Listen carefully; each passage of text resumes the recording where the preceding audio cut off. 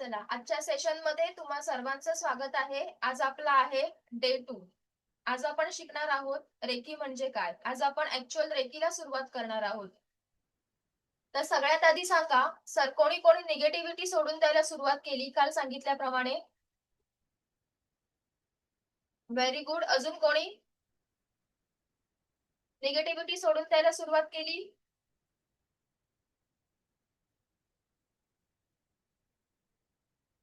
काल आपण काय काय शिकलो आठवतंय सर्वांना?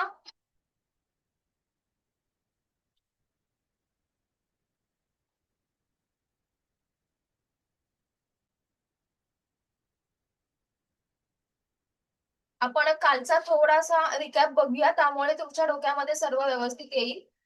आपण आपल्या आयुष्यातले 7 महत्वाचे पिलर शिकलो होतो काल. सुरुवात होती आपल्या शरीरापासून.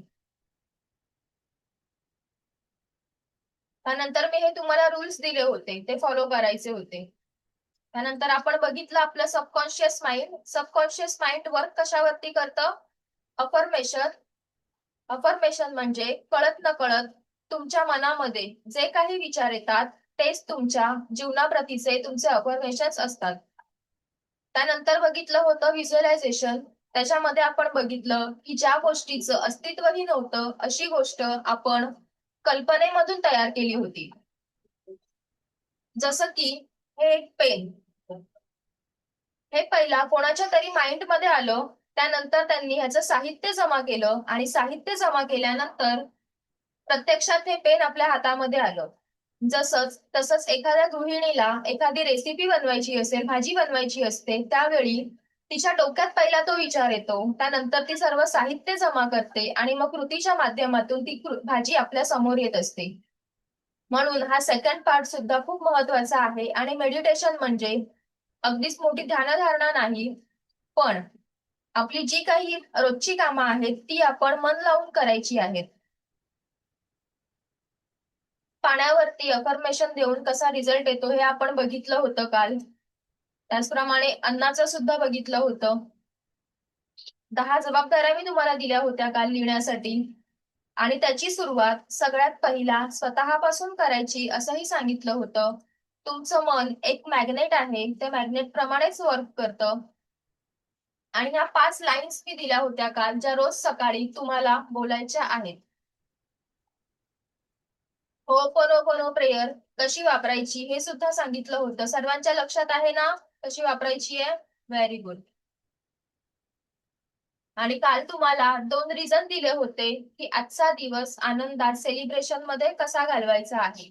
आपल्याकडे करोडोंचं शरीर आहे आणि आपल्यासोबत आपल्या घरातलेही सगळी लोक जर आजचा सुंदर दिवस बघत असतील तर ही 2 कारणं आपल्याला आजच्या सेलिब्रेशनसाठी खूप महत्वाची आहे आणि पुरेशी सुद्धा आहे. तर आता आपण सुरुवात करूया ऍक्च्युअल रेकीला.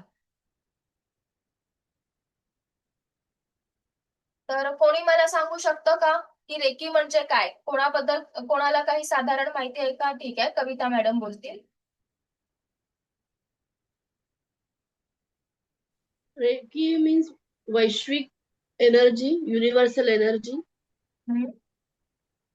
ओके, अजून कोणी? साधारण काही आयडिया रेकी म्हणजे काय? ठीक आहे, मी सांगते, आपण सुरुवात करूया. भारतामध्ये बघायला गेलं तर खूप अंधश्रद्धा आहेत रेकीबद्दल. कारण आपण पेपरमध्ये वाचतो एखाद्याने रेकी करून बँक लुटली, घरावर दरोडा टाकला, कोणाचं अपहरण केलं, तर काही ठिकाणी रेकी करून बॉम्बस्फोट केले असे सुद्धा आपण ऐकत असतो. पण ती रेकी म्हणजे हा एक फ्रेंच शब्द आहे. त्या रेकीचा आणि आपण शिकत असलेल्या रेकीचा काहीही संबंध नाहीये. आपण जे शिकतो आहोत ती एक उपचार पद्धती आहे जी मूळतः भारतीय आहे. आपल्या भारतातील अथर्व वेदामध्ये ह्याचा उच्चारण आलेला आहे. तसंच भगवान गौतम बुद्ध रचित कमलसूत्र या ग्रंथामध्ये देखील ह्याचा संदर्भ आढळतो. तर आयडिया येते तुम्हाला मी काय म्हणताय ते कळतंय ना? गुड. ओके.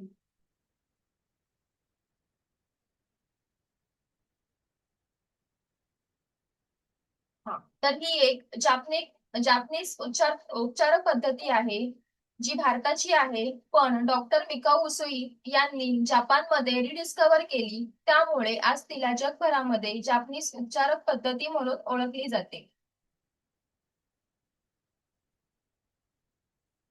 तर बघा, जेव्हा तुम्ही खूप तणावामध्ये असता त्यावेळी जर तुमच्या डोक्यावरून पाठीवरून कोणी मायेने हात फिरवला तर तुम्हाला काय वाटेल? तुमचं डोकं दुखत असतं त्यावेळी कोणी तुमचं डोकं दाबून दिलं, कोणत्याही औषधाशिवाय डोकं दाबून दिलं तर तुम्हाला काय वाटेल मनातून? जेव्हा रडणारं बाळ आईने जवळ घेताच अगदी शांत होतं, कोणत्याही गोष्टीशिवाय फक्त हाताच्या स्पर्शाने. तर ही कोणती कोणती ऊर्जा आहे आईच्या हातामध्ये जे बाळ अगदी पटकन शांत झालं? तर हीच आहे रेकी उपचारक पद्धती, जी आपण स्पर्शाच्या माध्यमातून एखाद्या व्यक्तीला हील करण्यासाठी वापरत असतो. आणि ही ऊर्जा तुमच्यात आणि माझ्यामध्ये कंटिन्युअसली प्रवाहित होत असते. तर तुम्ही आता विचाराल की जर ही आपल्यामध्येच आहे तर ती आपण शिकायची का? तर बघा, भगवान गौतम बुद्ध यांना ही ऊर्जा मिळवण्यासाठी 12 वर्ष तपश्चर्या करावी लागली होती. तर डॉक्टर मिकाऊ उसुई यांना 21 वर्ष 21 दिवस अन्न पाण्याशिवाय तपश्चर्या करावी लागली होती. तर मला सांगा, तुम्ही आणि मी एक दिवस मोबाईल शिवाय राहू शकत नाही, तर अन्न पाणी त्याग करून घरदार सोडून आपण रानावनात जाऊन तपश्चर्या करून ही ऊर्जा मिळवू शकतो का? त्यासाठी आपल्याला गुरुची गरज लागते किंवा रेकी मास्टरची गरज लागते. तो शक्तिपात आपल्याला कोणीतरी करवून देणं गरजेचं असतं. इथपर्यंत सर्वांना कळलंय?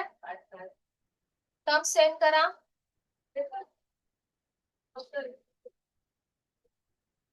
ओके. ही उपचारक पद्धती हॉस्पिटलमध्ये, पाश्चिमात्य देशामध्ये हॉस्पिटलमध्येही वापरली जाते. एखाद्या व्यक्तीची सर्जरी करायची असेल तर ती सर्जरी सक्सेसफुल व्हावी यासाठी ही रेकी दिली जाते. त्याचप्रमाणे सर्जरी सक्सेसफुल झाल्यानंतर ती व्यक्ती लवकरात लवकर रिकव्हर व्हावी यासाठी सुद्धा ही रेकी दिली जाते. तर मला सांगा, जी रेकी हॉस्पिटलमध्ये वापरली जाते ती अंधश्रद्धा असू शकते का? काही ठिकाणी अजूनही काही लोकांना वाटतं की हे ब्लॅक मॅजिक आहे, काही जादूटोणा आहे, तर तसं काहीही नाहीये.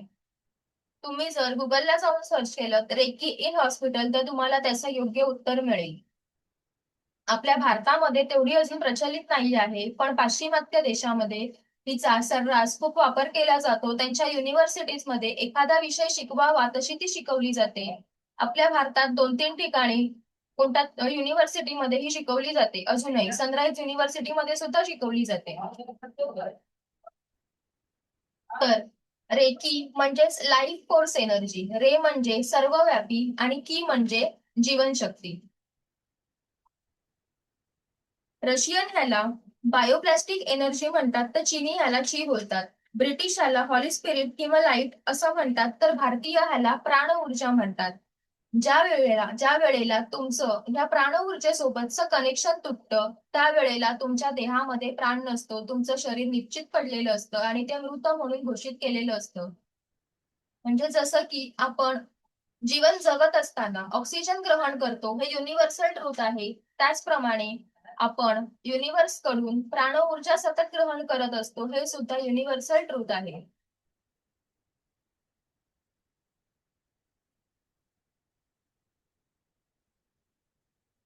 तर बघा, डॉक्टर मिकाऊ उसुई यांनी रेकीचा आपल्याला उपयोग करून घ्यायचा असेल, आपल्या जीवनात त्याचे फायदे मिळवायचे असतील, तर त्यांनी त्यासाठी 5 तत्व दिलेली आहेत. तर सगळ्यात पहिलं तत्व असं आहे की आजपासून मी चिंता करणार नाही, आजपासून मी क्रोध करणार नाही, माझी सर्व कामं मी प्रामाणिकपणे करेन, सर्व प्राणी मात्रांविषयी प्रेम आणि आदराची भावना बाळगेन, आणि 5वं, सर्व गोष्टींप्रती कृतज्ञ राहीन, सर्व गोष्टी सजीव आणि निर्जीव. तर बघा, आपल्याकडे एक दिवस असतो, एक दिवस म्हणजे 24 तास. 8 तास तर आपली झोप किंवा आपलं जे स्वतःचं एक्सरसाइज आहे, वॉक आहे, यासाठी जातात. पुढचे 16 तास आपलं जे काही प्रोफेशन आहे, जॉब आहे, त्यासाठी आपण वापरतो. तर उरलेले 8 तास, त्या 16 मधले 8 तास आपल्या फॅमिलीसाठी, आपली कौटुंबिक कामं यासाठी आपण वापरत असतो. तर सगळ्यात पहिला आणि महत्वाचा नियम की पाचही तत्व आपल्याला ओनली फॉर टुडे म्हणजे आजच्या दिवसासाठी वापरायची आहेत. भूतकाळ तर आपण बघितलेला नाहीये किंवा बदलूही शकत नाहीये आणि भविष्य काय आपल्याला माहिती नाहीये. मग आपल्या हातात काय आहे? फक्त वर्तमान काळ. तर ह्या वर्तमान काळामध्ये वापरण्यासाठी त्यांनी आपल्याला 5 तत्व दिली आहेत. तर सगळ्यात पहिलं तत्व आहे की आजपासून मी चिंता करणार नाही. बघा, तुमच्या आयुष्यामध्ये खूप दुःख असेल, तर तुम्ही सकाळी उठल्यापासून रात्री झोपेपर्यंत त्याच दुःखाचा सतत विचार केलात, त्याचीच काळजी करत राहिलात, तर काय होणार आहे का? तुम्हाला त्यातून सोल्युशन मिळणार आहे की तुमचं दुःख कमी होणार आहे? जर तुम्ही तुमचा प्रॉब्लेम एक्झॅक्ट काय आहे ते समजून घेतलं, त्याच्यावर उपाय शोधला आणि त्या उपायावरतीच फोकस केला, तर काय होईल? तुमची अडचण लवकरात लवकर कमी व्हायला मदत होईल. तर आजच्या दिवसात मी चिंता करणार नाही, हा सगळ्यात पहिला नियम. दुसरा नियम, आजपासून मी क्रोध करणार नाही. तर बघा, तुम्हाला इथे मी सांगते, जगामध्ये जेवढे गुन्हे घडतात ते सगळे अट्टल गुन्हेगार असतात का? नसतात. त्यांच्या सोबत ज्या वेळी जी गोष्ट घडत असते ते त्यामुळे तसे वागतात, त्यांच्या सोबत जी ऍक्शन होते त्याच्यावर ते तशी रिॲक्शन देतात, त्यामुळे त्यांच्या हातून एखादी चूक घडते. मुद्दाम किंवा जाणून बुजून सर्व गुन्हे घडलेले नसतात. एक उदाहरण म्हणून तुम्हाला सांगते, एक पती पत्नी होते, 2 मुलं होती लहान, आणि त्यांचा नियम होता की सर्वांनी रात्रीचं जेवण एकत्र करायचं. त्यांचे वडील कामावरून आले तर 2 लहान मुलांचे की जेवण एकत्र करायचं. हसत खेळतं कुटुंब होतं. एक दिवस पती घरी उशिरा आला, कामावरून उशिरा आला. त्याचा आधीच बॉस सोबत काहीतरी खटकलेलं होतं. तो जेवायला बसला, त्या दिवशी नेमकं जेवणामध्ये बायकोकडून तिखट मीठ मध्ये काहीतरी गडबड झाली होती. त्याच्यावर तो एवढा चिडला की बायको सोबत खूप भांडला. दोघांची भांडणं एवढी विकोपाला गेली की त्या रागामध्ये नवऱ्याने बायकोचा गळा धरला आणि एवढ्या जोरात धरला की ती बायको जागच्या जागी गतप्राण झाली. आणि त्याच्या जेव्हा हे लक्षात आलं त्यावेळी वेळ निघून गेलेली होती. बायको गेली होती, तो स्वतः टेन्शन मध्ये आला. त्याने स्वतःच पोलिसांना फोन करून सरेंडर केलं. पण ह्याचा रिझल्ट काय मिळाला? एका रात्रीमध्ये एक हस्तखेळतं कुटुंब उद्ध्वस्त झालं होतं. नवरा बायको तर गेले होते, पत्नी देवाघरी आणि पती जेलमध्ये, आणि त्यांची 2 मुलं अनाथ झाली होती. मग मला सांगा, जर ह्या पतीचा त्याच्या रागावरती कंट्रोल राहिला असता तर हे आज घडलं असतं का? तसंच दुसरी गोष्ट, एक लहान मूल ज्यावेळी घरी येतं, शाळेतून घरी येतं, त्यावेळी ते सर्वात पहिला कोणाचा शोध घेतं घरामध्ये आल्यानंतर? आपल्या आईचा. त्याने हॉलमध्ये एंट्री केली, आई कुठे दिसली नाही, तो तसाच किचन मध्ये गेला, त्याने दप्तर त्याचं हॉलमध्येच टाकून दिलं. किचन मध्ये गेला, आई बेसिन मध्ये त्यावेळेला कोयता धुवत होती आणि आईने डायनिंग टेबलवरती एक नवीन डिनर सेट आणून ठेवला होता. डिनर सेटची किंमत किती होती असेल? जास्तीत जास्त 500, 600, 1000, 1500 किंवा अजून 2000, 3000. पण हा मुलगा धावत आल्यामुळे त्याचं लक्ष नाही राहिलं, डिनर सेट खाली पडून फुटला. आईचा राग एवढा अनावर झाला ती तशीच मागे वळली, तिने तो कोयता त्या मुलाच्या दिशेने भिरकावून मारला आणि मुलगा खाली वाकल्यामुळे बरोबर त्याच्या डोळ्यावरती तो कोयता लागला आणि मुलाचा डोळा तिथल्या तिथे गेला, निकामी झाला. तर त्या आईने त्यावेळी त्या वर्तमानातल्या क्षणांमध्ये आपल्या रागावरती जर कंट्रोल ठेवला असता तर मुलाचा डोळा वाचला नसता का? तर हे सर्व कशामुळे होतं? एवढं सगळं नुकसान आपलं आपल्या रागावर कंट्रोल नसल्यामुळे. ऍक्शन पेक्षा रिॲक्शन ही खूप महत्वाची आहे, हे नेहमी लक्षात ठेवा. तिसरा नियम, आपली जी काही कामं आहेत डे टू डे लाईफ मध्ये ती आपल्याला पूर्णपणे प्रामाणिकपणे करायची आहेत. 100% आपलं तिकडे फोकस द्यायचा आहे. जसं की एक विद्यार्थी जर त्याचं अध्ययनाचं काम पूर्ण प्रामाणिकपणे करत असेल तर त्याचा रिझल्ट सुद्धा तसाच येणार आहे. एका गृहिणीने आपलं घर सांभाळण्याचं, मुलांना व्यवस्थित संस्कार देण्याचे, मुलांना चांगलं घडवण्याचं काम व्यवस्थितपणे केलं तर मुलं आणि घर सुद्धा हस्तखेळतं राहणार आहे. घराच्या कर्त्या पुरुषाने संसाराचा डोलारा अगदी व्यवस्थितपणे जर सांभाळला तर ते घर सुद्धा संपत्तीने सुखसमृद्ध राहणार आहे. त्याचप्रमाणे एखाद्या शिक्षकाने विद्यार्थ्यांना शिकवण्याची, डॉक्टरने रोग्यांना रोगमुक्त करायची जबाबदारी अगदी व्यवस्थितपणे पार पाडली तर विचार करा काय होईल, समाज किती सुंदर होईल, सुलभ होणार की नाही सर्व. म्हणूनच आपण आपली जी काही कामं आहेत ती 100% प्रामाणिकपणे आणि फोकसपणे करणं खूप गरजेचं आहे. चौथा नियम, आपण ज्या काही वस्तू वापरतो, कोणताही सजीव निर्जीव ज्या काही गोष्टी आहेत त्यांच्याप्रती कृतज्ञ असणं महत्वाचं आहे. सर्वजण इथे चप्पल बूट सॅन्डल वापरताना किती लोकांनी आतापर्यंत आपल्या चप्पलला बुटाला थँक्यू असं बोलले आहात? बोललंय का कोणी आतापर्यंत? कोणीच नसणार बोललं, कारण आपण कधी बोललोच नसतो. जी चप्पल आपल्याला आपल्या आत्ताच्या वयापर्यंत सगळं चिखल, ऊन, उन्हाचे चटके ह्यांच्यापासून संरक्षण देत आली आहे, तिला आपण कधीच थँक्यू बोलत नाही. एखादा काटा जरी रस्त्यामध्ये असेल तरी तो काटा पहिला ती चप्पल स्वतः सहन करते, तिच्या समतेपलीकडे गेलं त्यानंतरच तो आपल्या पायामध्ये येतो, आपल्याला टोचतो. अशा कितीतरी चपला आपल्यासाठी आतापर्यंत बनल्या आणि तुटून संपूनही गेल्या, पण कोणीही आपण त्याला आतापर्यंत थँक्यू सुद्धा बोललेलं नाहीये. काही लोक असतात बघा, बोलतात की आमच्या घरामध्ये खूप कटकटी व्यक्ती आहे, खूप चिडचिड करते, ह्यांच्यामुळे आम्हाला त्रास होतो. जर फॉर एक्झाम्पल जर तुमचा नवराच तसा असेल किंवा पत्नीच तशी असेल किरकिर करणारी, तर विचार करा, अशा पॅरेंट्सला विचारा, सिंगल पॅरेंट्सना, की जे सिंगल आहे त्यांच्याकडे कोणीही नाहीये, ते एकटे ते मूल सांभाळत आहेत, तर ऍटलिस्ट आपल्याकडे आपल्या सोबत तरी आपला जोडीदार आहे, हे खूप महत्वाची गोष्ट आहे की नाही? मग ती व्यक्ती कशीही असो पण ते असणं महत्वाचं आहे.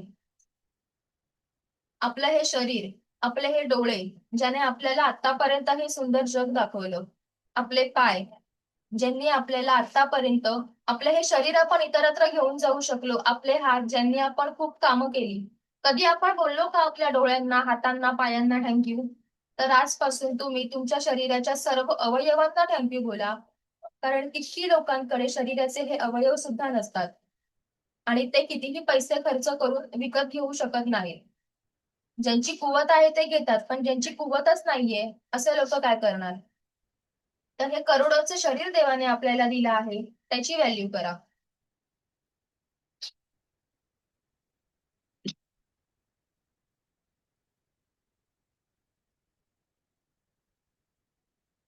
तसंच तुम्ही जे कपडे घालता त्यांना थँक्यू बोला, तुम्ही ज्या वास्तूमध्ये राहता त्या वास्तूला थँक्यू बोला, किंवा तुम्ही ज्या वाहनामधून फिरता त्या वाहनाला थँक्यू बोला. ह्या सर्व गोष्टींमुळे तुमचं आयुष्य अगदी साधं आणि सोपं झालेलं आहे. अजूनही किती लोकांना वाटतंय की त्यांचा जन्म ज्या वर्षी झाला त्याच वर्षीपासूनचं शरीर हे आतापर्यंत तसंच आहे, तर तसं नाहीये. दर 7 वर्षांनी माणूस हा नवा घडत असतो. दर दिवशी लाखो सेल मरतात आणि तेवढेच सेल पुन्हा जन्म घेत असतात. जर एखादी व्यक्ती म्हणत असेल की मला खूप आजार आहेत, मी सतत आजारी असते, तर हे 7 वर्षामध्ये हे आजाराचे सेल आरामात मेलेले असतात आणि नवीन नवीन सेल जन्माला आलेले असतात. तर आपण चांगला विचार, चांगला आहार आणि व्यवस्थित व्यायाम करून हे जे लाखो सेल आहेत ते नवीन चांगले उत्पन्न करू शकलो तर एखादा आजार रिव्हर्स मोड मध्ये टाकून त्याला पूर्णपणे नष्ट करणं सोपं आहे की नाही? एखादा आजार पूर्णपणे रिव्हर्स मोड वरती आपण त्याला नेऊ शकतो.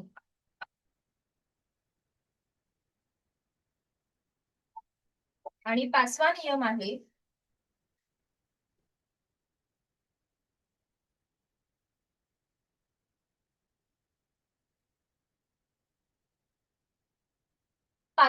आहे, की आपले जे काही माणसं आहेत तर सर्व प्राणी मात्र आहेत त्यांच्याशी प्रेम आणि आदरानेच वागायचं आहे. जर समजा ह्या पृथ्वी तलावर तुम्ही जर एकटेच असतात तर तुम्ही काय केलं असतं? कोणाशी बोलला असतात, कोणाशी भांडला असतात, तुमची सुख-दुःख तुम्ही कोणासोबत शेअर केली असती? ह्यासाठी आपल्यासोबत जे कोणी लोक आहेत, आपले नातेवाईक, आपले कुटुंबीय किंवा आपले फ्रेंड्स, आपल्या समाजातले लोक जे आपल्याला जाता येता रोज भेटत असतात, अशा लोकांप्रती आपल्याला प्रेम आणि आदराची भावना बाळगायची आहे. कारण ते लोक आहेत म्हणून आपलं अस्तित्व अगदी व्यवस्थित आपण निभावून घेऊ शकतो.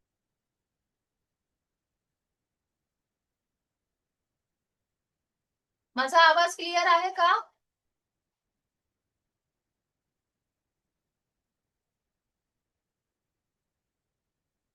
आवाज क्लिअर आहे, मी दिसते ना? ओके.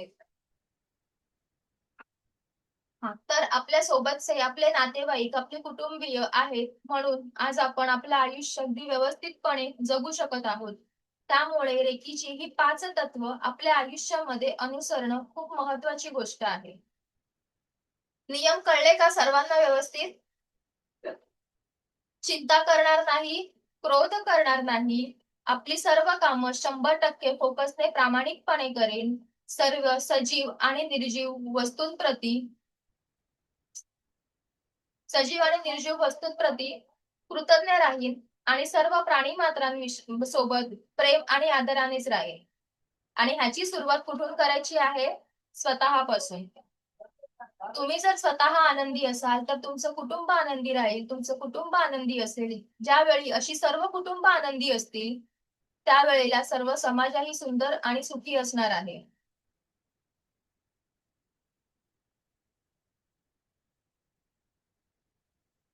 तर आजपासून आयुष्य कंप्लेंट मोडवर नाही तर कम्प्लिशन मोडवरती आपल्याला जगायचं आहे.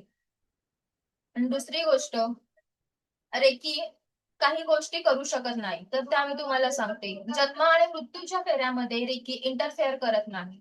काही वेळेला प्रयत्न केले असता चमत्कार घडतात.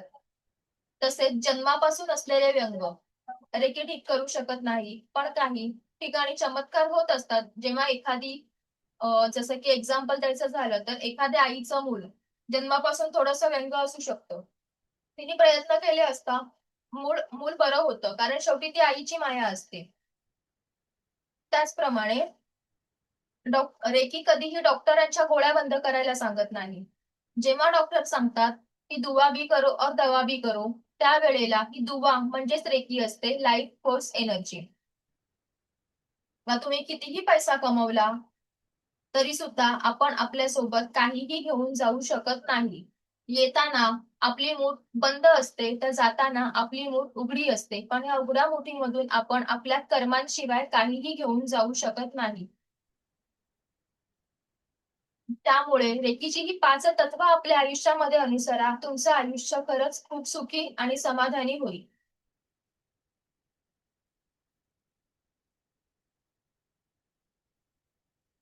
आता आपण रेकीचे बेनिफिट्स बघूया की रेकीमुळे काय काय होऊ शकतं. बघा, रेकीला कोणताही धर्म नाहीये, कोणताही पंथ नाहीये किंवा कोणत्याही तंत्रमंत्रासोबत या रेकीचा कोणताही संबंध नाही. मैली विद्या, राक्षसी विद्या किंवा हिप्नोटिझम, संमोहन या कोणत्याही गोष्टीसोबत रेकीचा काहीही संबंध नाहीये. रेकीमुळे आपल्याला भावनिक शांतता मिळते, आपल्या नातेसंबंधांमध्ये सुधार होतात. पैसा आपण व्यवस्थितपणे आकर्षित करू शकतो. करिअर संबंधी प्रश्न सुटतात. निरोगी आयुष्य मिळवू शकतो. कोणाला आध्यात्मिक प्रगती हवी असते तर ती आध्यात्मिक प्रगती सुद्धा या रेकीमुळे आपल्याला सहजपणे साधता येते. कोणाला स्ट्रेस असतो, डिप्रेशन असतं, एन्झायटी असते, ओव्हर थिंकिंग करण्याची सवय खूप असते बऱ्याच जणांना, तर त्यावर सुद्धा आपण इझिली रेकीमुळे मात करू शकतो. कोणाचा आत्मविश्वास कमी असतो, तो आत्मविश्वास आपण परत मिळवू शकतो. आणि काही लोकांना बघा, कुठेही गेले की पटकन त्यांना नजर लागण्याची खूप सवय असते, की कोणाची तरी नजर त्यांना लागली आहे असं त्यांना सतत वाटतं, किंवा एखादी नकारात्मक ऊर्जा त्यांच्यावरती पटकन हावी होते. तर अशा ऊर्जांपासून सुद्धा आपण स्वतःला दूर ठेवू शकतो या रेकीच्या साधनेमार्फत. आणि रेकीबद्दल काही गैरसमज सुद्धा आहेत. गैरसमज असे की रेकी ही पहाटे लवकर उठूनच करावी लागते. रेकी करायची असेल तर आंघोळ करूनच बसावी लागते. पांढरे कपडेच घालावे लागतात. नॉनव्हेज खाता येत नाही. स्त्रिया त्यांच्या मासिक धर्मामध्ये रेकी करू शकत नाहीत. किंवा काही ठिकाणी असाही समज आहे की गुरुच्या बंधनातच राहावं लागतं, तर असे कोणतेच नियम तिथे नाही आहेत. तुम्ही कोणत्याही वेळी रेकी करू शकता, त्याला आंघोळीचं सुद्धा बंधन नाही आहे. इथपर्यंत कळलं सर्वांना व्यवस्थित? ठीक आहे, आता आपण रेकीचा इतिहास समजून घेऊया.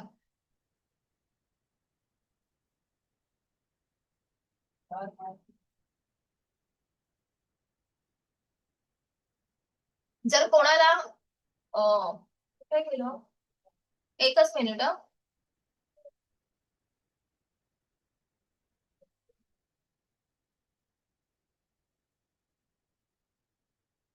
हा, जर कोणाला हे नियम लिहून घ्यायचे असतील तर लिहून घ्या. आजच्या दिवसात मी काळजी करणार नाही, राग करणार नाही, माझ्या सर्व कामात प्रती प्रामाणिक राहीन, सर्व गोष्टींप्रती सजीव निर्जीव कृतज्ञ राहीन आणि सर्व प्राणी मात्रांविषयी प्रेम आणि आदराची भावना बाळगेन.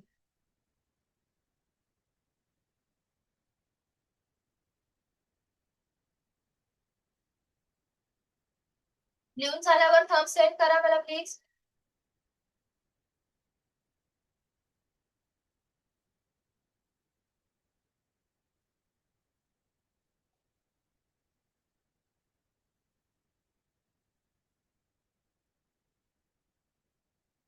डन.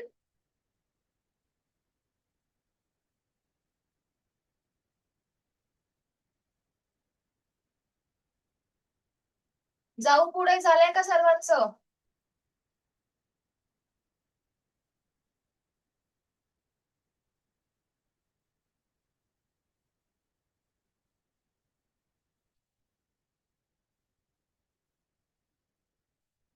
आता आपण बघणार आहोत रेकीचा इतिहास.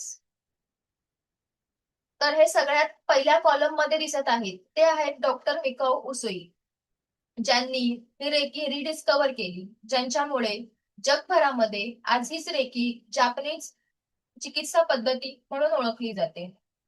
तर आपण आता ह्यांच्याबद्दल थोडस बघूया. त्यांचा जन्म, डॉक्टर मिकाऊ उसुई यांचा जन्म जपानमध्ये झाला होता 1800च्या शतकामध्ये. त्यानंतर ते क्योटो शहरामध्ये एका कॉलेजचे प्रिन्सिपल होते आणि ते आध्यात्मिक विषयाचे शिक्षक होते. एकदा ते मुलांना हस्तस्पर्शामार्फत एखादा आजार कसा बरा होऊ शकतो हे शिकवत होते. त्यावेळी त्यांच्या एका विद्यार्थ्यांनी त्यांना प्रश्न विचारला की ही ऊर्जा खरंच अस्तित्वात आहे का? अस्तित्वात आहे तर आता कुठे आहे? आणि असेल तर ती तुम्ही आम्हाला देऊ का शकत नाही, शिकवू का शकत नाही? त्या विद्यार्थ्याच्या ह्या प्रश्नामुळे डॉक्टर मिकाऊ उसुई हे खूप विचलित झाले, कारण त्यांच्याकडे ह्या प्रश्नाचं उत्तर नव्हतं. म्हणून त्यांनी दुसऱ्याच दिवशी प्रिन्सिपल पदाचा राजीनामा दिला आणि ते ही ऊर्जा शोधण्यासाठी बाहेर पडले. सगळ्यात पहिले ते फॉरेन कंट्रीज मध्ये गेले, तर तिकडे त्यांना ह्याचं उत्तर सापडलं नाही. ते चीन मध्ये गेले, त्यांनी चीनी भाषा सुद्धा शिकली, चीन मध्ये ते काही काळ ते राहिले, पण तिकडेही समाधानकारक उत्तर सापडलं नाही. म्हणून ते भगवान बौद्धांच्या संबंधित जे काही देश आहेत त्या सर्व देशांमध्ये गेले, तिकडे उत्तर शोधण्याचा प्रयत्न केला, पण तिकडे सुद्धा त्यांना व्यवस्थित उत्तर सापडलं नाही. भारतामध्ये आले, भारतामध्ये वाराणसी येथे त्यांनी काही काळ वास्तव्य केलं, संस्कृत भाषा सुद्धा शिकले, तरीही सुद्धा समाधानकारक उत्तर न मिळाल्यामुळे ते जपानला परत गेले. जपानला परत गेल्यावर त्यांनी तिकडच्या काही गुरु लोकांशी त्यांनी संवाद साधला. तर त्यांच्या असं लक्षात आलं की भगवान बुद्ध, महावीर जैन, इसाम सिंह, मोहम्मद पैगंबर यासारख्या सर्व लोकांनी ध्यान साधना केली आणि त्या ध्यान साधनेच्या मार्फत ते रेकी त्यांनी मिळवली होती, ती ऊर्जा त्यांच्या आयुष्यात त्यांना आली होती. मग डॉक्टर मेकाऊ यांनी सुद्धा ठरवलं की आपण सुद्धा ध्यान साधना करायची, जेणेकरून आपण ही ऊर्जा मिळवू शकू. मग त्यांनी दुसऱ्याच दिवशी त्यांच्या घरादाराचा त्याग केला आणि क्योटो शहरापासून 20 किलोमीटर अंतरावर असणाऱ्या कुरियामा ह्या टेकडीवर ते गेले. तर त्यावेळेला मोबाईल किंवा घड्याळ ह्याची काही सोय नव्हती, म्हणून त्यांनी दिवस मोजण्यासाठी स्वतः सोबत एका पिशवीमध्ये दगड घेतले होते. जसा दिवस मावळायचा तसं ते एक एक दगड पिशवीतून बाहेर काढून ठेवायचे. त्यामुळे त्यांना कळत होतं की किती दिवस झाले आहेत ते. असंच त्यांच्या या ध्यान साधनेला 20 दिवस होऊन गेले आणि त्यांना समोर त्यांचा मृत्यू दिसू लागला, की त्यांना आता लक्षात आलं की आता काहीच होऊ शकत नाही, आपण ही ऊर्जा मिळवू शकलो नाही आहोत. असेच त्या विचारात ते उठून बसले आणि ते पुन्हा मध्यरात्री ध्यानाला बसले. असा विचार करत असतानाच आकाशातून एक प्रकाशाचा झोत त्यांच्या दोन भुवयांच्या मध्ये आला आणि त्या झोताने त्यांचा ब्रह्मांडाने पहिला शक्तिपात घडवून दिला होता. त्यानंतर थोड्या वेळाने तिकडे काही बबल्स दिसायला लागले. त्या बबल्स मध्ये जपानी भाषेमध्ये काही अक्षरं होती. ती अक्षरच आपण आज सिम्बॉल्स म्हणून वापरत असतो. ते रेकीच्या सेकंड आणि थर्ड लेवल मध्ये आपण वापरत असतो. फर्स्ट लेवल मध्ये कोणतेही सिम्बॉल्स नसतात. त्यानंतर त्यांना काहीतरी उमगलं. ही रेकीची ऊर्जा त्यांना मिळाली होती. ते तसेच धावत धावत पहाडीवरून खाली उतरायला लागले. 60 वय त्यावेळेला त्यांचं 60 असं वय होतं. 60 वर्षांचे ते होते. तर पायाला दगड लागून खाली पडले. डाव्या पायाला अंगठ्याला त्यांच्या जखम झाली आणि खूप रक्त वाहायला लागलं. म्हणून त्यांनी उजव्या हाताने डाव्या पायाचा अंगठा पकडला तर त्यांच्या वेदना काही क्षणात पूर्णपणे थांबल्या. हाच त्यांच्यासाठी होता रेकीचा पहिला चमत्कार. त्यांनी हात तसाच धरून ठेवला. थोड्या वेळाने त्यांचं वाहणारं रक्त सुद्धा थांबलं. हा होता त्यांच्यासाठीचा दुसरा चमत्कार. मग ते हळूहळू टेकडी उतरत खाली आले. त्यावेळी त्यांना भूक लागली होती. ते एका गावामध्ये आले. तिकडे त्यांना एक खानावळ दिसली. ते खानावळीमध्ये गेले. हॉटेल मालकाला म्हणाले की मी 21 दिवस उपाशी आहे, मला काहीतरी खायला द्या.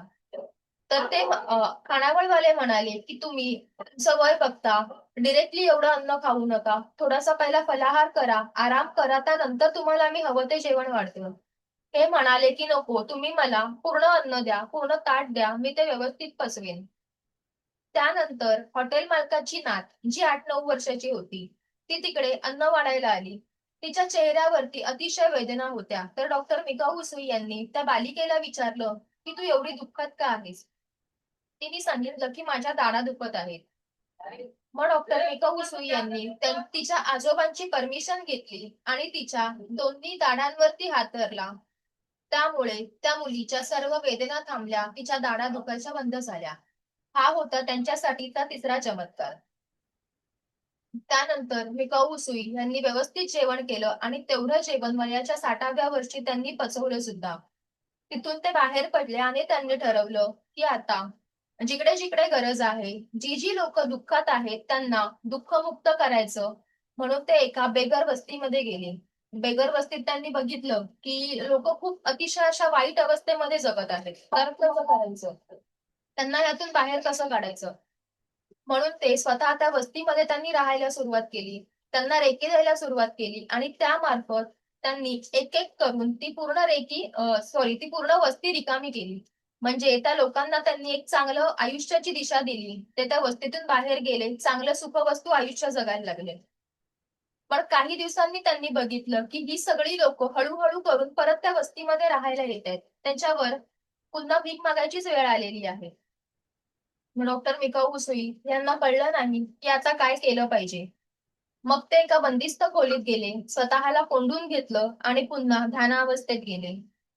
तर तिकडून त्यावेळेला ब्रह्मांडाकडून आवाज आला की तुला इथे कोणी बोलवलं होतं का. तर मिकाऊ उसुई म्हणाले की नाही बोलवलं. परत ब्रह्मांडामधून आवाज आला की तू त्या बदल्यात काही एनर्जी एक्सचेंज घेतला होतास का, काही मोबदला घेतला होतास का. तेव्हाही म्हणाले की नाही घेतलं होतं. त्यावेळेला त्यांना ही गोष्ट उमगली की मागितल्याशिवाय रेकी द्यायची नाही आणि रेकी दिली तर त्या बदल्यात काहीतरी मोबदला घेणं हे बंधनकारक आहे. त्याशिवाय फुकट मिळालेल्या गोष्टीचं लोकांना मूल्य राहत नाही आणि लोक तिचा उपयोग करून घेत नाहीत.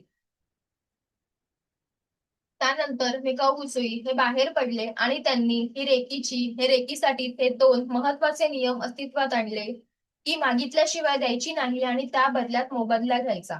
तर आता तुम्ही म्हणाल की मी हा रेकी लेवल 1 चा फ्री क्लास का देत आहे. आता जे आपण शक्तिपात बघितला, जो ब्रह्मांडाने उसुई यांचा करून दिला होता, तो शक्तिपात म्हणजेच अटुनमेंट. तर उद्या जेव्हा आपलं अटुनमेंट असेल त्यावेळेला इथे तुम्ही सर्व तुमच्या मर्जीने उपस्थित असाल. आणि दुसरी गोष्ट राहिली मोबदल्याची, तर त्या बदल्यात तुम्ही एखाद्या गरीबाला 10-20 रुपयाचा खाऊ किंवा एखाद्या मंदिराच्या दानपेटीत जाऊन हे पैसे टाकले तरीही तो माझ्यासाठी एनर्जी एक्सचेंज ठरणार आहे. इथपर्यंत कळलं सर्वांना व्यवस्थित?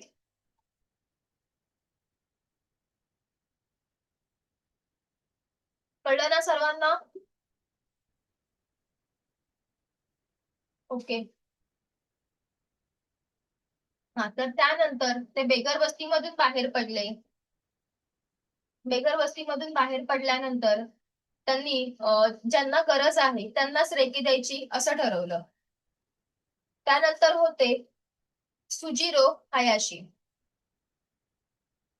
ते चीन मधले, हा, हे होते शुजिरो हयाशी. हे होते एक नौसेना अधिकारी.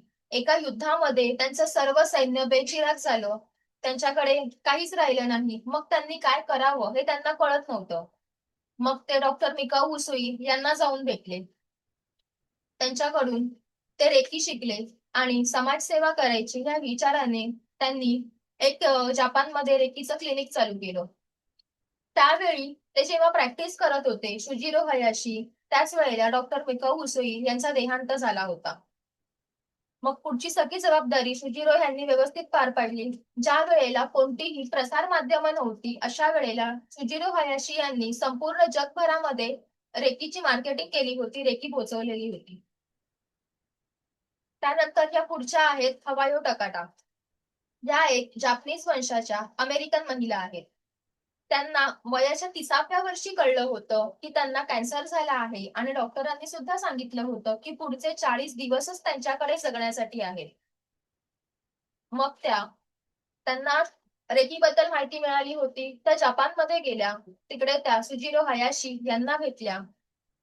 त्यांच्याकडून क्लिनिक मधून रेकी घेतली आणि त्या पूर्णपणे बऱ्या झाल्या.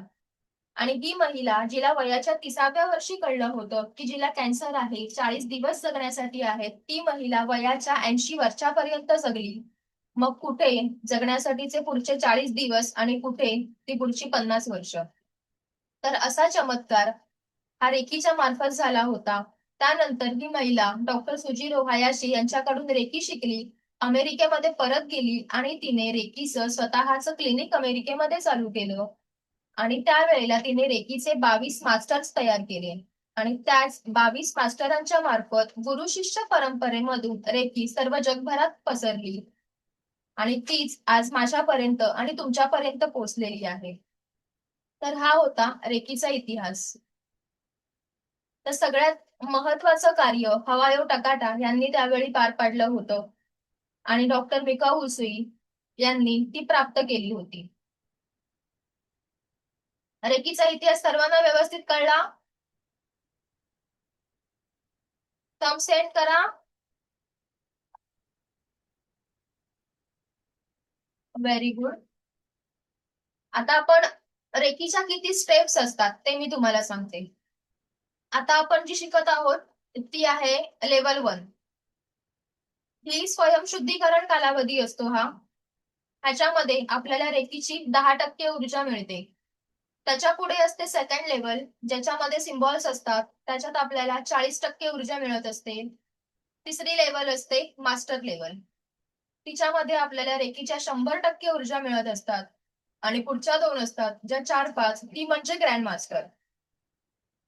तर एखाद्या व्यक्तीने 3rd लेवल पर्यंत जरी शिकलं तरी ते आपल्यासाठी आणि आपल्या कुटुंबासाठी व्यवस्थित रेकीचा वापर करून घेऊ शकतात.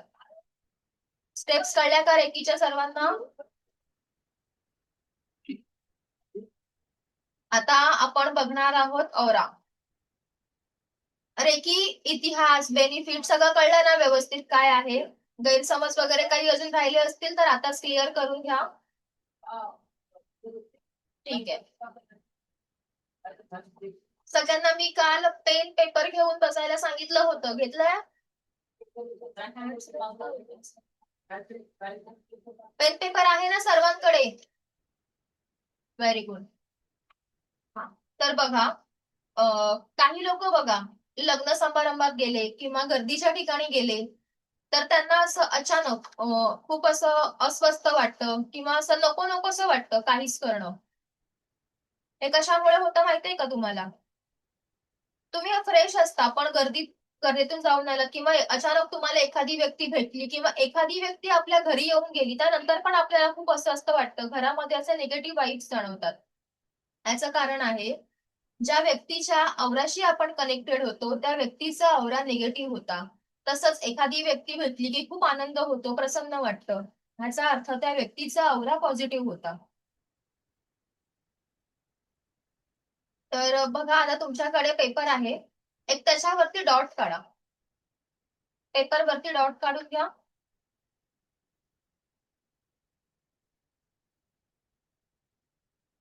आणि त्या डॉटकडे एक टक व्यवस्थित बघा. त्या डॉटकडे एक टक व्यवस्थित बघत राहा.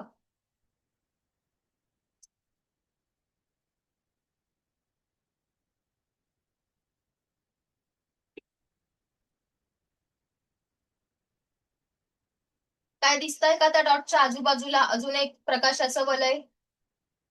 जाणवल्यावर हा थम्स व्यवस्थित एकटक बघा. चष्मावाल्यांनी चष्मा काढून व्यवस्थित कॉन्सन्ट्रेशन करा.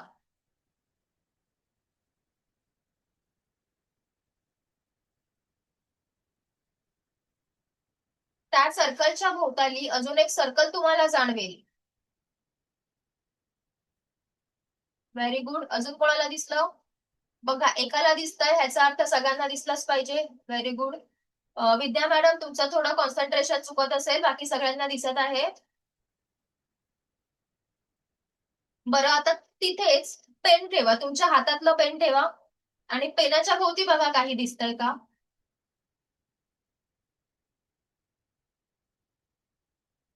पेनावरचा हात काढा आणि कॉन्सन्ट्रेशनने बघा.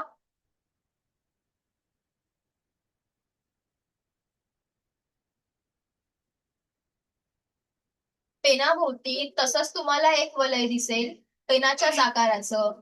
निसर्गाने सर्व सजीव आणि निर्जीव गोष्टींच्या भोवती एक प्रोटेक्टिव्ह शील्ड तयार केलेला आहे, त्यालाच आपण औरा म्हणत असतो.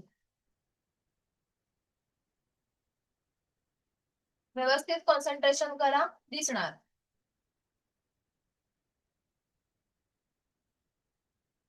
दिसलं? Very good.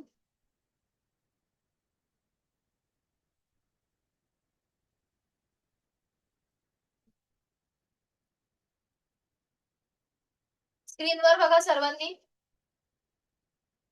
बघा, हा असतो औरा. एखादी व्यक्ती, हे जे तुम्हाला सर्कल दिसतंय त्या व्यक्तीच्या भोवताली, तो असतो आपला औरा. आता प्रत्येकाचे औरा कलर हे वेगवेगळे असतात. औराचा आकार प्रत्येकाचा कमी जास्त असतो. ज्याची ऊर्जा खूप पॉझिटिव्ह आहे त्याचा औरा खूप मोठा असतो. ज्याची ऊर्जा खूप कमी आहे किंवा निगेटिव्ह आहे त्याचा औरा खूप कमी आणि कमकुवत दिसतो. तर हे अशा प्रकारचं सर्व सजीव आणि निर्जीव गोष्टींच्या भोवती निसर्गाने प्रोटेक्टिव्ह शील्ड बनवलं आहे. ह्यालाच आपण औरा असं म्हणत असतो. तुमच्या हाताचा पंजा ठेवा त्या पेपरवर असा ह्या पद्धतीने आणि औरा फील करा. पेपरवर चिकटवा. पेपरवर चिकटवा. हा, खाली ठेवा. खाली ठेवा आणि व्यवस्थित कॉन्सन्ट्रेशनने बघा बरं औरा दिसतो की नाही.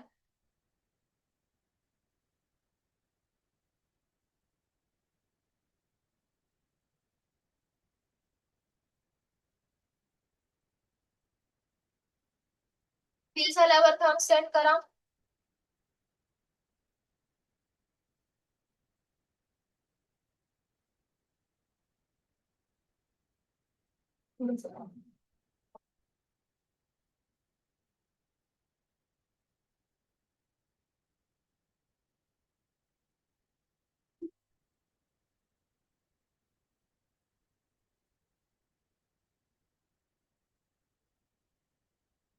दिसतंय का काही? जाणवतंय?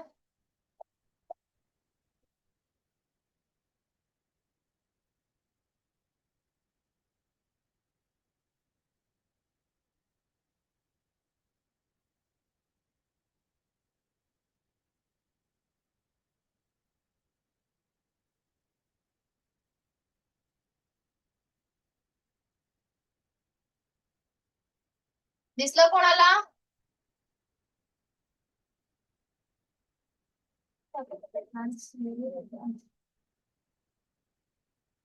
जाणवला? सुरेखा मॅडम दिसला?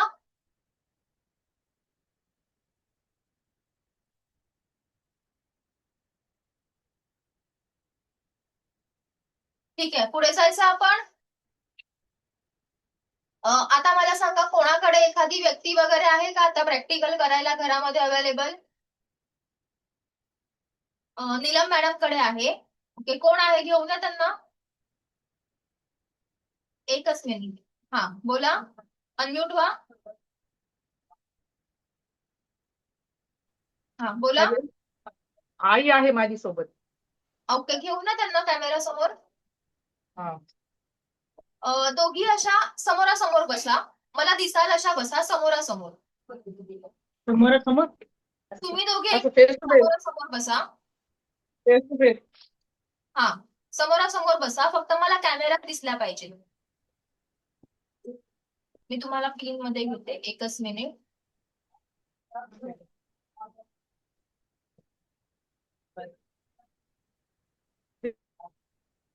व्हिडिओ ऑफ झाला का तुमचा?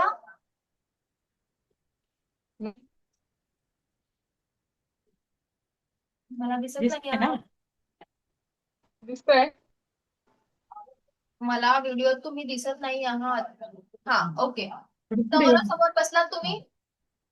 हो.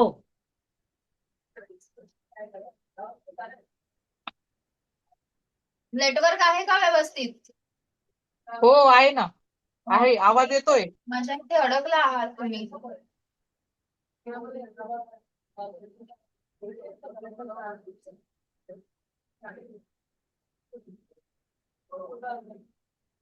तुमचा आवाज येतोय आम्हाला. मला तुम्ही दिसत नाही आहात दोघी पण. म्हणजे तुमचा कॅमेरा ब्लँक दिसतोय मला. हा, समोरासमोर बसलात. आता दिसतोय. हो. हँड्स रब करा.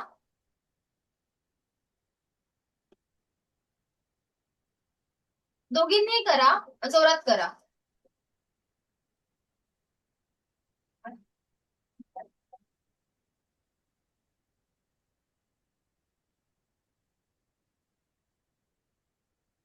नेटवर्क इश्यू असेल का आमचा? खूप स्लो होता ना? नेटवर्क इश्यू आहे बहुतेक तुमच्याकडे. खूप स्लो जात आहे तुमच्याकडे. स्पष्ट आवाज येतोय मॅडम. माझा आवाज येतोय का तुम्हाला? हो, येतोय. बरं, तुमचं आहे ना माझ्याकडून अडकतंय. तुम्ही सांगते तसं मी फॉलो करा. हँड्स रब केले ना ओके. की दोघींनी असे एकमेकींच्या समोर धरा. अशा प्रकारे दोघींचे हात, बोट चिकटलेली, लांबून जवळ न्या. लांबून जवळ न्या, एकदम हळुवारपणे. हळूहळू न्या. आई ज्या आहेत ना त्यांनी हात स्टेबल ठेवा. फक्त नीलम मॅडम तुम्ही हात हे करा, मागून पुढे न्या. आईंना हात स्टेबल ठेवायला सांगा.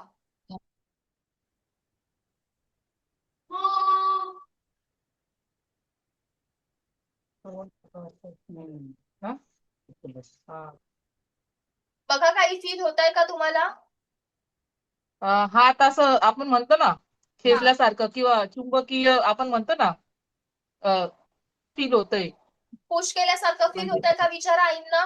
हा, व्हेरी आता गुड. आपण ना का चिपकली जात गोष्टी किंवा काय अशा टाइप मध्ये होतं, म्हणजे असं आहे ओढल्यासारखं. आता ज्यांच्याकडे कोणी नाहीये त्यांनी स्वतःचे हँड्स रब करा. आईला थांबवू का? हा आईला थांबवून ठेवू? हा हा, थांबवा. आपल्याला अजून एक घ्यायचंय. तोपर्यंत सगळ्यांनी असे हँड्स रब करा. बस.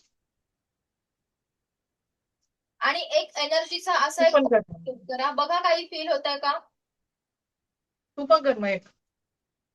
होते ना, ऊर्जा निर्माण होते. ऊर्जा निर्माण होते ना आपल्या हातामध्ये. हो हो. आणि असा एनर्जीचा बॉल क्रिएट करा. ज्यांच्याकडे कोणीही नाहीये प्रॅक्टिकल साठी आता त्यांनी. बघा, काही फील होत आहे का? जाणवत आहे का? पुश केल्यासारखं वाटतंय का? विद्या मॅडम, बोट चिकटलेली, जवळ जवळ, बोट अशी जवळ जवळ चिकटलेली. बोट चिकटवा. हा, कप शेप, हाताचा कप शेप. जाणवतंय काही?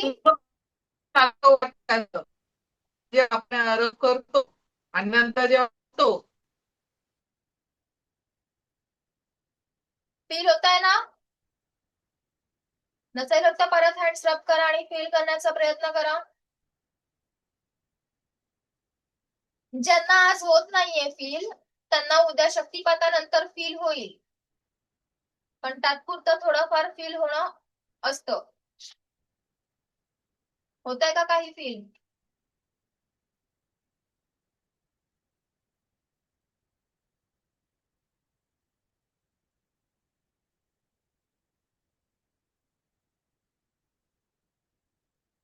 जाणवलं? थंब सेट करा. ओके. नीलम मॅडम, तुमच्या आईला तुमच्या मागे जी भिंत आहे ना तिकडे पाठ करून बसवा किंवा उभं करा. तुमच्या मागची प्लेन भिंत.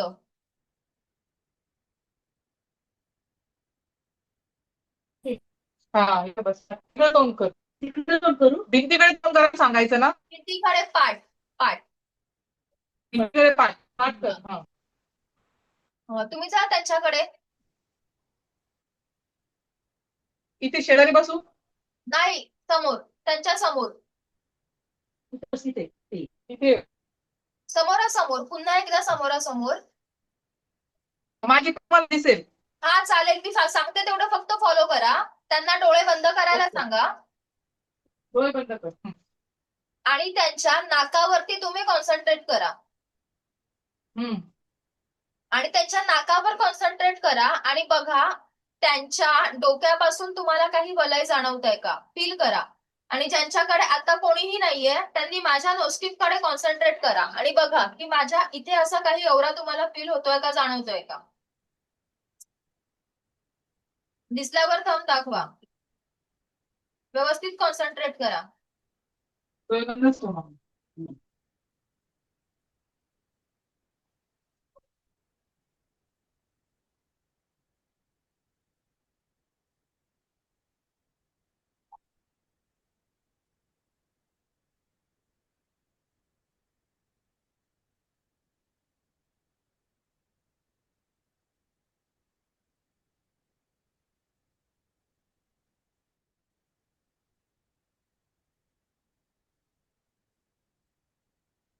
ओके. अजून कोणाला दिसला थंब सेंड करा. माझा औरा कोणाकोणाला दिसला?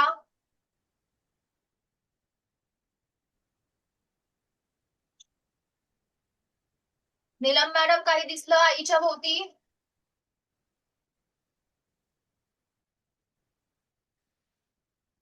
एक दुसऱ्या सारखं दिसतं.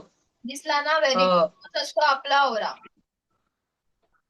हायलाइट केलं तुमचा ना आवाज असं ब्रेक होतोय. रूपामध्ये.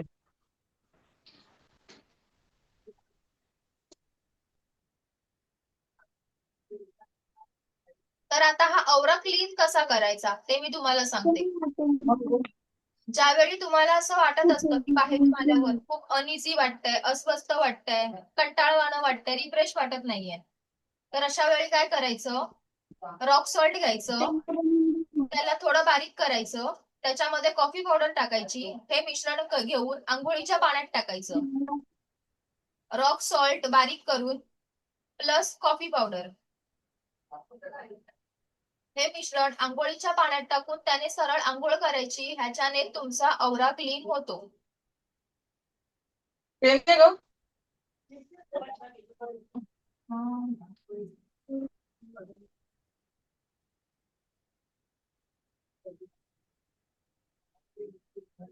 नाही सॉल्ट विथ कॉफी पावडर.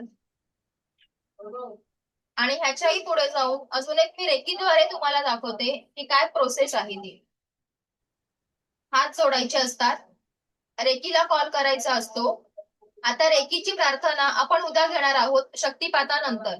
मी तुम्हाला फक्त ही प्रोसेस सांगते. हात जोडायचे, रेकीला कॉल करायचा, हँड्स रब करायचे आणि आपले हात हे असे घ्यायचे, कप शेप, डोक्यापासून पायापर्यंत हळूवार खाली आणायचं आणि म्हणायचं, जर माझ्या आबा मंडळात कोणत्याही कारणाने कोणत्याही प्रकारची नकारात्मक ऊर्जा असेल तर ती माझ्या हातात आलेली आहे. हे वाक्य लिहून घ्या. जर माझ्या आभामंडळात, मी प्रोसेस सांगते परत, हे वाक्य लिहून घ्या.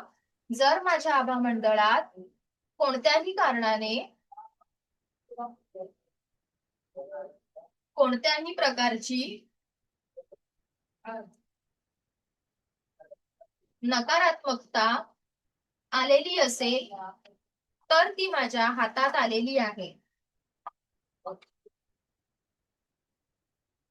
जर माझ्या आभामंडळात कोणत्याही कारणाने कोणत्याही प्रकारची नकारात्मकता आलेली असेल तर ती माझ्या हातात आलेली आहे.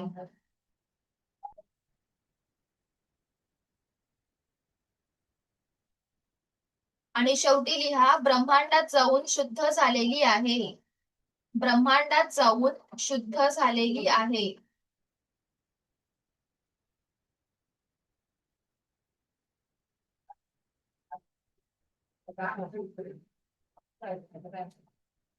झालं लिहून? आता प्रोसेस ती परत एकदा सांगते, ती आता माझ्याकडे नीट बघा. लिहून झाल्यावर हात जोडायचे असतात, रेकीला कॉल करायचा असतो, हँड्स रब, हाताचा कपशेप, ज्याप्रमाणे आपली आई आपली नजर काढते त्याप्रमाणे डोक्यापासून पायापर्यंत, डोक्यापासून पायापर्यंत असं 3 वेळा. आणि त्यानंतर हात असे घ्यायचे, दिसतात माझे हात अशा प्रकारे, आणि अशी असं करायचं.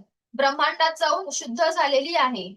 शेवटच्या वाक्याला फुंकर मारून ब्रह्मांडात जाऊन शुद्ध झालेली आहे. ही झाली औरा क्लिनिंगची पद्धत. ह्यामुळे तुमचा 30 ते 40% औरा सहज क्लीन होतो. या पद्धतीमुळे 30 ते 40% औरा अगदी इझिली क्लीन होत असतो.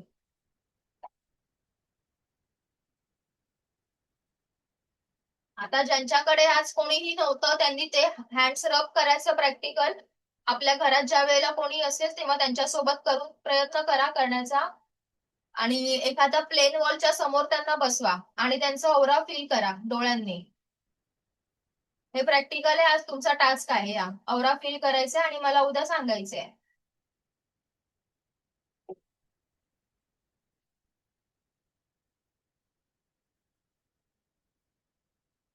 तर आज आपण रेकी म्हणजे काय हे पूर्णपणे शिकलो. उद्या आपण घेणार आहोत अट्युनमेंट म्हणजे शक्तिपात. शक्तिपात म्हणजे काय सगळ्यांना कळलंय ना व्यवस्थित? थम्स पाठवा. शक्तिपात म्हणजे सर्वांना कळलं आहे ना व्यवस्थित?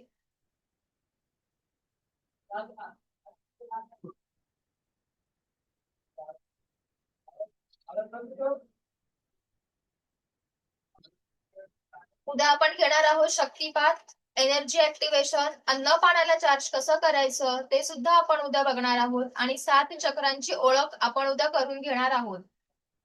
तर उद्या शक्तिपाताला उपस्थित राहताना पाण्याची बॉटल, आसन सोबत कॅरी करायचं आहे.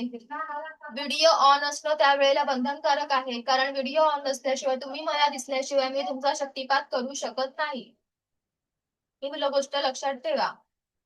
आज आपण रेकी म्हणजे काय, रेकीचा इतिहास, रेकीचे फायदे, रेकीबद्दल असलेले गैरसमज हे सगळं बघितलं.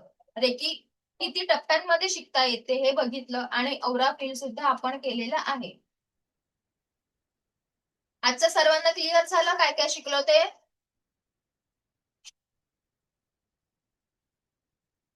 गुड. आजचं सेशन कसं झालं कोणी काही सांगू शकतं? आजच्या सेशन बद्दल कोणी काही सांगू शकतं का? हात दाखवा मला कोणाला काही बोलायचं असेल तर.